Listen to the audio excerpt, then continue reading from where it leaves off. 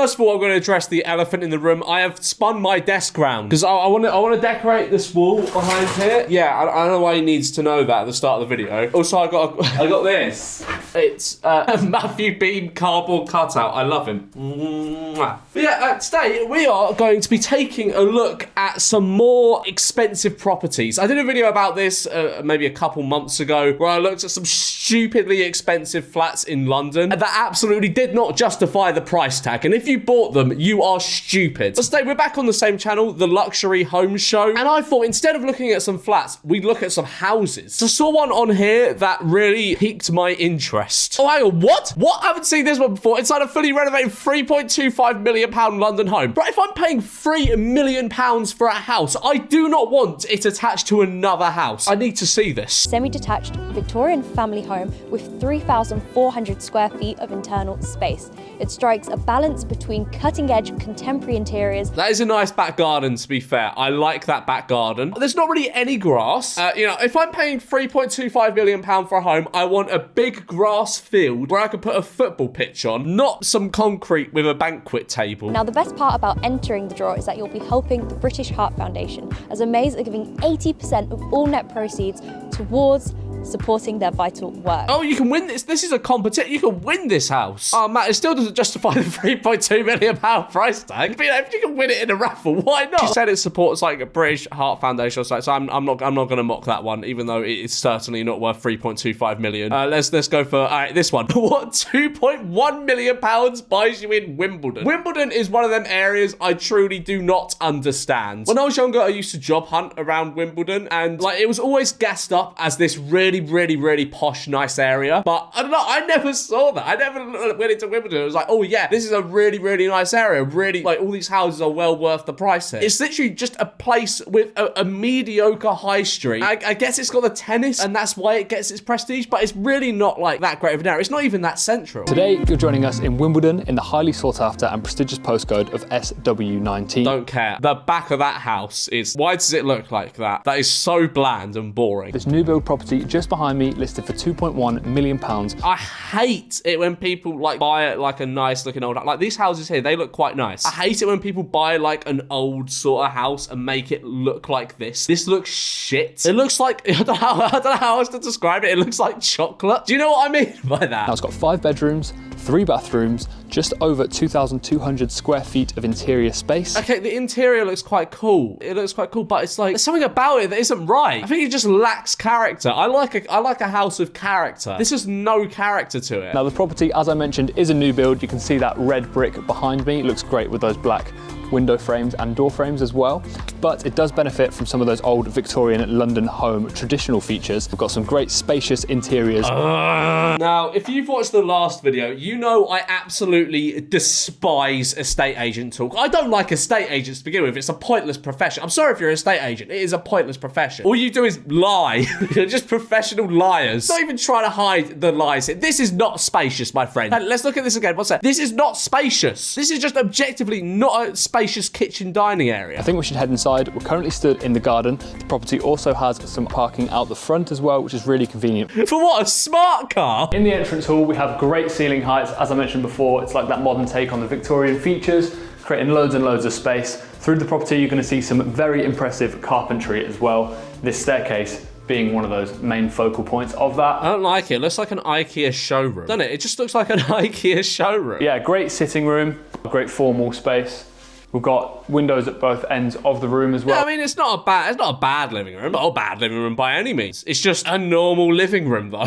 I don't know why they've got 2 chairs. Like, they just look awkward. Why are they just there like that? Like, do you know what I mean? They just look awkward. I don't know if that's just my, like, stupid brain thinking that, but they just look awkward sat next to each other. We're going to head back out into the hallway, back onto these stone tiles. We have a powder room WC in here.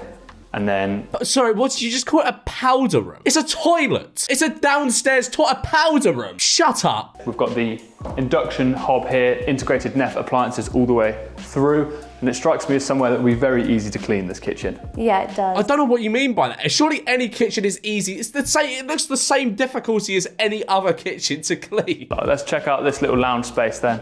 We've got 2 sofas here. Again, the sun comes in nicely and just hits these sofas. It'd be a great place to sit and enjoy a cup of coffee in the morning, I imagine. You know, right off the kitchen, but it is still separate. It's got a nice little divide. Ceiling height comes down slightly. I mean, the thing is, it's not a bad house. It's not a bad house. I don't like the exterior of it. I think the exterior is just like not nice at all. But it's like a decent little house. But why anyone would pay that much for it? You're not even that close to. You're in Wimbledon. You're not even like that close to Central. It's just baffling to me. We're up on the first floor now. We've got the herringbone style flooring on the landing, and then we've got this incredible bespoke oak staircase running all the way up. Do you know what I love more than anything? A carpeted staircase. Oh, I've got one in my new flat. Oh, it's gorgeous. You can sit on the stairs. And I don't know what it is. It's just like a proper homely feel when you have like a carpeted staircase. I've never liked wood staircases. They're just sort of, I don't know, they don't really feel like very homely. Love a carpeted staircase. Through here we have the ensuite, half marble tiles on the walls, huge mirrors. So you've even got the recess. Okay, I do like that. I do like that ensuite. That's a very nice ensuite. Next bedroom. Here we have another great sized double bedroom. It's just the estate agent talk that gets to me, because it's like if they were just like, oh yeah, here's the bedroom, you know, like a normal sized bedroom. And they're like, oh, it's a great sized bedroom. It's a great sized bed. It's massive. That's not like a great size. You can basically just about fit a bed in it. A bed and like 2 side tables on a tiny little desk. It's not a great sized bedroom. It's a fine bedroom. It's not a great sized bedroom. Stop gaslighting me. This top floor is great. It could definitely be used as like a self-contained living area. Say if you had a maid or a teenager or a nanny, because you've got everything up here. A maid? What, you could just shove the maid into the tiny upstairs lounge if you've had enough of her. All right, well, that's that video. Didn't like that house very much. Wouldn't say it's worth 2.1 million, but also not the worst house I've ever seen in my life. £4.5 million! £4.5 million in Wimbledon! £4.5 million! We're in Wimbledon Village, so I'll stick a map up on the screen so that you can see exactly where we are in the country. Oh, yes, lovely. It is right near Croydon. It's such an easy commute to Croydon. I must buy it. But today we're going to be showing you inside this development. It's actually developed by ML and listed with Hawes & Co. Listed with what? Listed with Hawes & Co. I will say no more. I think it's about time we head inside, don't you? A very grand entrance hall, really big ceiling heights, and we're immediately faced with this spiral cellar glass door down into this, this wine. Okay, that is quite cool. All right, I like that. I do like that. That is quite cool.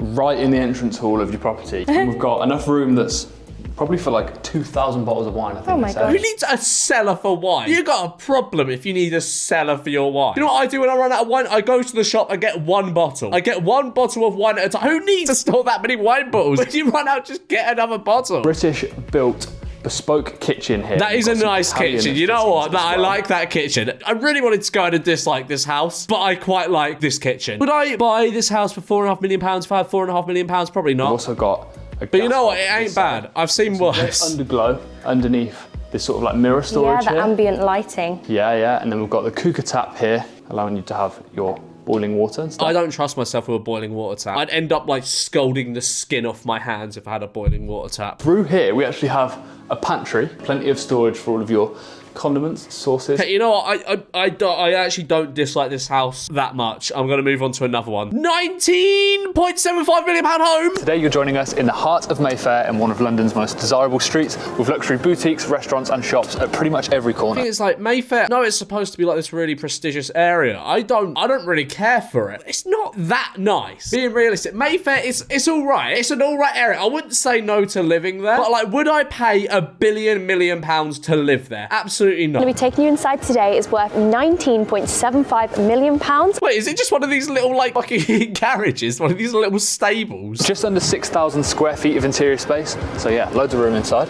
7 bedrooms, 6 bathrooms, and it even has its own. Okay, 6,000 square feet. That is pretty massive, but all right, indoor we've got to have a look at it. We've got lift access access throughout as well. So yeah, really high-tech design. Let's go. Let's do it. Into this dining space first of all, and I love how the marble on this table matches this area here that we're going to go and see in just... Okay, you know what, this is actually... I can't knock this. I can't knock this. Like, if you have the money and you want to live in central London, this is quite nice. I can't knock it. I think I'm a very fair man. I will not just rip on something for the sake of ripping on it. Let's go back to looking at flats. That's my bread and butter. Because I simply do not understand why someone will pay a lot of money for a flat. Today we're in Belgravia, London, and we're going to be taking you inside an £8.95 million duplex apartment. 8.95 million. Okay, let's go. We've got the pillared porticos here as Is that a no smoking sign? If I'm paying like £9 million for a flat, I want to be smoking tabs all the time. I want to be able to hotbox the fucking place. Disgraceful. Can't smoke in there. come on into this open plant space now. So it's kind of like a double reception room in this first section. I mean, it's fine. For £9 million, I want like an enormous living room. Is there enough? There's not another. I'm looking at the little timestamps. There's not another living room. This is the living room. I'm quite disappointed in that, if I'm honest. I was expecting to see a massive living room. Down to Eaton Place and Eaton Square,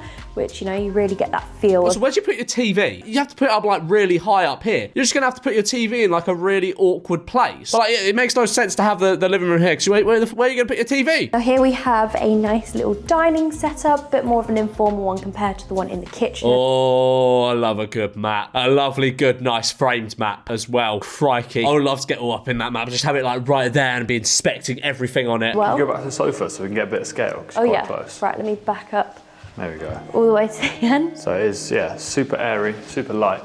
I don't know why he asked us to move back there to like get a sense of scale. It's about as big a room as I thought it was. So as we come into the kitchen, we've kind of got this archway.